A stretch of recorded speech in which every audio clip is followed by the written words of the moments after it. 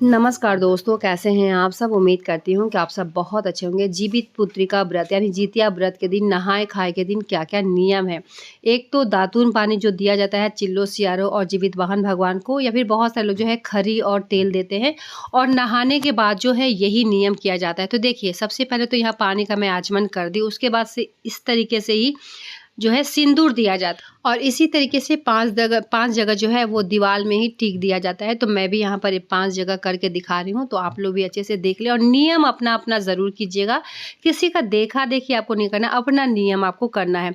तो 5 जगह इस तरीके से मैं कर दे रही हूँ। और साथ ही झींगा का पत्ता लेना है, चिलो सियारो जीवित वाहन भगवान के लिए और अपने सास के लिए। अगर सास नहीं है तो सास के नाम पर भी लिया जाता है। और बहुत सारे लोग जो है गौ के लिए, या फिर हमारे यहाँ ऐसा नहीं होता है, जो 3 जगह ही लिया जाता है, यानी चिल्लो सियारो और जीवित वाहन भगवान के लिए। अगर सास नहीं है तो सास के लिए दे, और जिनकी सास है वो 3 पत्ता ही लगाना होता है, ठीक है। तो चूड़ा और दही दिया जाता है, पेड़ा दिया जाता है और खीरा साथ में रहता है। तो देखिए, यहाँ मैं चूड़ा और दही ले रही हूँ। चूड़ा दही जो है आपको इसी तरीके से तीनों जगह चिल्लो सियारो और जीवित वाहन भगवान के लिए आपको रख देना है। साथ ही आपको ध्यान रखना है कि जब भी हम चिल्लो सियारो को देते हैं तो किस हाथ से देना होता है, यानी लेफ्ट हैंड, राइट हैंड, दाहिने और बाएं का आपको ध्यान रखना है। उसी तरीके से आपको देना है, जैसे तैसे नहीं देना है, इस बात का आपको ध्यान रखना है। तो 4 जगह मैं लगा दी हूँ। जिनका सास नहीं है उसके लिए भी, जैसे कि बहुत से लोगों का कन्फ्यूज़न हो जाता है कि किसको किसको देना होता है। तो देखिए, सास है तो सास के नाम का नहीं देना है, सास नहीं है तो सास के नाम का भी दिया जाता है। तो चिल्लो सियारा जीवित वाहन भगवान और सास के लिए, ठीक है।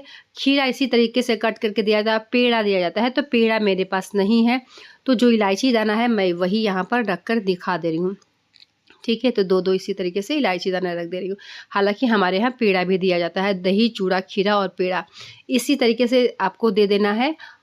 तो मैं दे रही हूँ। और ध्यान रखना है कि बाएं हाथ से हमेशा याद रखें कि सियारों को दिया जाता है और दाएं हाथ से जो होता है वो चिल्लो को दिया जाता है, ठीक है। और जब आप खाना देती है तो इसी तरीके से आपको पानी का जो है आचमन कर देना है, ठीक है। और इसको जो है छप्पर पे आपको रख देना है। मतलब सियारों को जो है वो बाएं हाथ से छप्पर पे रख देना है और चिल्लों को जो है वो कहीं नीचे में आपको रख देना है। और इसी तरीके से आपको दीपक वगैरह दिखा लेना है, ठीक है। चौकी वगैरह नहीं रखा जाता है हमारे यहाँ। इसी तरीके से नहाए खाए के का यही नियम है, दिया जाता है। और नहाते समय दातून पानी दिया जाता है। बहुत सारे घरों में जो है खरी और तेल दिया जाता है। तो अपना नियम आप लोग ज़रूर करें। उसके बाद जो है जीवित वाहन भगवान को जो आप प्रसाद ये वाला दिया गया है उसको आप अपने बच्चों को, अपने संतान को, पति को आप खिला सकती हैं उठाकर, ठीक है। ये एक प्रसाद के रूप में है, प्रसाद है, तो आपको घर के मेंबर को है आप ज़रूर से ज़रूर खिलाएं। और इसी तरीके से नहाए खाए का नियम है। बहुत सारी ऐसी बातें हैं जो कि मैं बता चुकी हूँ, अच्छे से समझा चुकी हूँ, और एक एक पॉइंट को मैं समझाती हुई हूँ जिससे कि आपको किसी भी तरह का दिक्कत ना हो और बहुत ही आसानी से आप समझ जाए। तो दाएँ और बाएँ का ध्यान रखें।